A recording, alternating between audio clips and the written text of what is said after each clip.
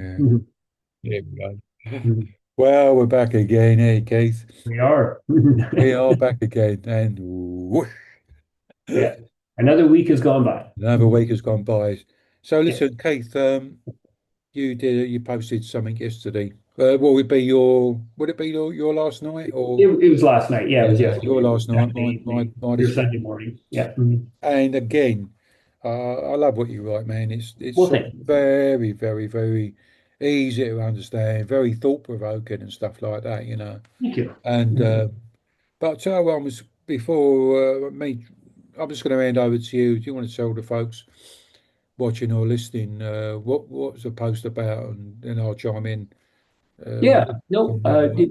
it's great. Yeah, I appreciate that. It was, I get these thoughts in my head and they swirl around, and the only way I can get them out of my head is to write them down. And that's what last night's was. You and I have talked about this offline a lot. And what I talked about was disruption in healthcare, and big change requires bold moves, and it's intentional or meaningful, uh, or constructive disruption is what I was talking about. And what that means is I believe there are times when we're trying to make change in especially the healthcare system, which is probably one of the most complex systems in the world to make change in.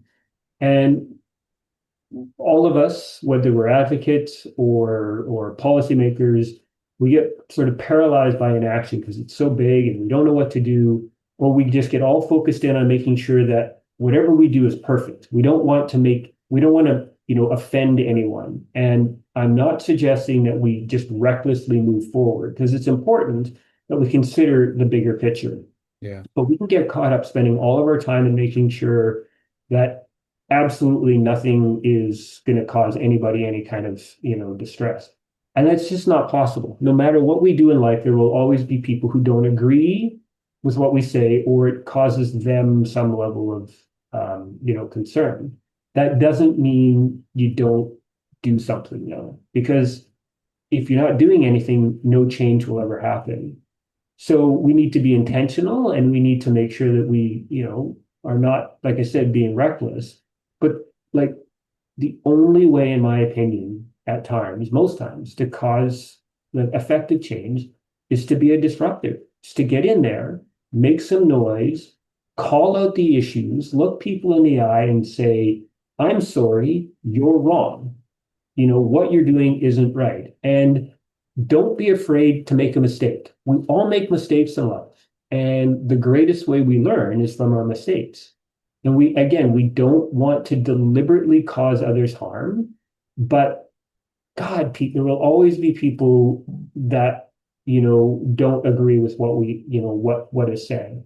And that's just part of life. That doesn't mean we stop trying to do things. There's a saying, and I don't know where I heard it from, but it's the highway of life is full of dead squirrels who couldn't make a decision. I like that. So, do we want to be a squirrel? Do we want to get halfway through across the road and go, I don't know if I'm going or not? What am I doing? And then, woof, we get run over by a car. Like, you have to make a decision, do your due diligence, and then move forward and deal with any kind of pushback that comes, because we're not going to make everybody happy. But to make change, we have to be intentionally disruptive, in Yeah, my opinion. yeah, yeah. I think when I replied to you, because when I was reading your post this morning, it sort of I'm reminded of something that happened. I think it's the early 2000s when I was working in the NHS, and someone gave me a video of a guy called Ben Bissell, and Mhm. it was all about change and transition, and Mhm. how we're so we don't deal with change, like Right. and transitions onto other places, like Mhm. and do you know that DVD sounds a bit old fashioned now when you say DVD, doesn't it? Right. Mhm. And but it was such an impact on me, like about dealing with change, like because I don't think like most people with living with pain or a long term condition, we all like the familiar, because we're Yeah. thought Yep. it nice and cozy and Yep. stuff like that. Yeah. But when I was living my pain, that I came pretty much sick and tired of being sick and tired, and Yeah. I didn't know which way to go. That was the thing. Yeah. Like, lucky enough, I bumped into just by chance the input pain management program in London in '96, and that was my change and transition. That Hmm. program, now it will be like supportive self-management program. That program gave me the tools. I always talk about the tools, skills, life skills, the transition to move on to other and bigger things, so. Hmm. But the thing is, it didn't just stop there. It helped me with in other ways, but it's taking that first step sometimes, and our making that change into trying out new things, etc. But Hmm. I get it, and people, I can see it when I talk to people, even today, like they get so anchored into the medical model. They're well, what about, have you thought about trying this out or doing this? Well, I don't know. I better ask the doctor first. And okay, we can do that. But it's about perhaps have you got making a plan? You know, when I was in the NHS, as I say, and there was a little line out of the book there that said if you don't know where you're going, it's unlikely you're going to get there. Hmm. And this is it. Where I'll say to people, what's your battle plan? How are you Hmm. going to move forward? Will it make you uncomfortable? It may do, but that's part and parcel. When people said to me about exercise and movement, see, back in the day, I stopped moving, and when I was asked to start moving, do exercise and whatnot, my pain levels went up. So I thought, oh my God, Yeah. I always kept playing safe. But when I went on the program, the pain management program, big part of the program was getting moving. Hmm. And they said this will reduce your pain. But I didn't at the time. I thought, well, will it? I'm still had that vague thinking. Well, being cautious, but they were dead right. Getting movement, getting active, having a plan of action. That my transitional side of it. But Hmm. so I get it when I hear people say, "Well, I don't know about that. Should I?"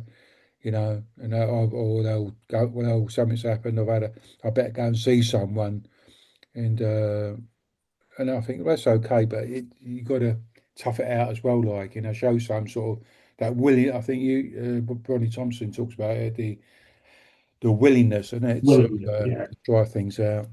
Yeah, yeah, absolutely.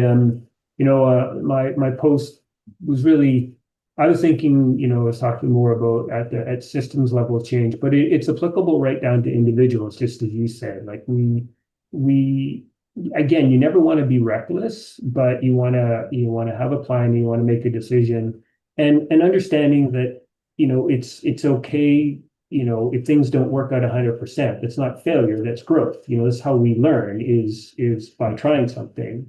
And you really raised an excellent point where we talk about finding ways to work through and to self-manage your pain. And we know by talking, and there's research that supports this, but we know this anecdotally as well. We know that when people start to grow their life, when they stop focusing on the pain itself and they start finding ways to regain function and meaning, when they grow their life, the pain becomes smaller.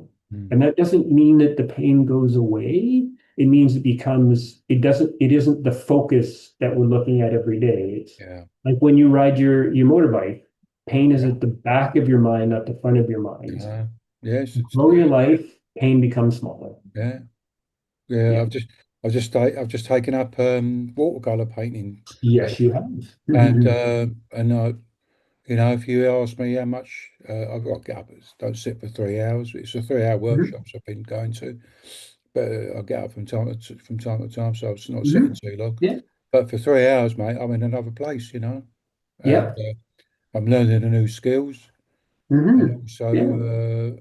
but I'm not my well, for years, isn't it? With both of us, like, we're in the driving seat and the pain isn't, like, so, It's about taking back as much control as possible, right? Like we can't fully control it, but we don't need to give all of our control over to it as well. And that's what's important is to and again, it's all about being intentional, right? You don't want to be reckless. You don't want to jump headlong into things, but we know there are tried and true things that work. You've been talking about this for 30 years through the Pain Toolkit. There are these skills that you can learn and employ that will help you.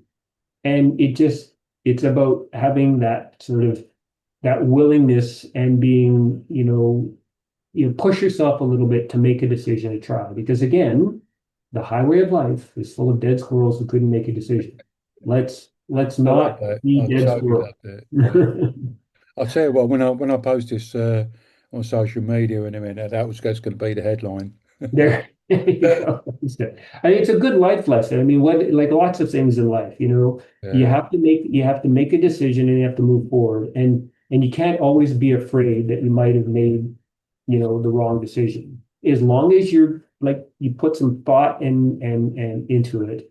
But we all make mistakes, but tried and true, trust yourself. Let's just make a decision and try something and adjust as necessary. I mean, that's the whole message that the whole pain toolkit talks about is trying Yeah. things, adjusting. Like life is not linear at all. It is this curvy, wavy, up and down mess that we live in. But have a plan at the end. That's where, the supported self-management comes in, Keith, and it's the Yeah. umbrella supported, so Mhm. you don't feel like you're like General Custer out there, you're on your own. Yeah. Right. Yeah. You've got the support of healthcare providers, healthcare professionals, or whatever, your friends, family, work colleagues. Absolutely. So it's Yeah. about having that network there. Uh, Yep. I call it buddies, like, I mean, Yeah. we talk about stuff and in a way, I guess, through this stuff, we're supporting each other. Absolutely. We've got our Yeah. other buddies. We've got Joe Belton, we've got Bronnie Thompson. Well, we've got Mhm. our Pain Toolkit in Conversations group as well. Exactly. So in a way, we've built up our own little umbrella group of our network here, where we're talking to other like-minded people.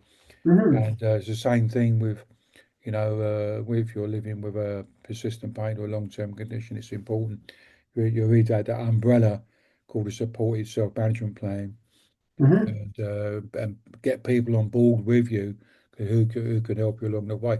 Hey, listen, when you're learning a new skill like driving a vehicle, a motor vehicle, or learning a new language, or you're learning to play an instrument, it's normal to get someone along to give you some tuition, like, So Absolutely. what's the difference to learning how to manage pain or a long-term condition?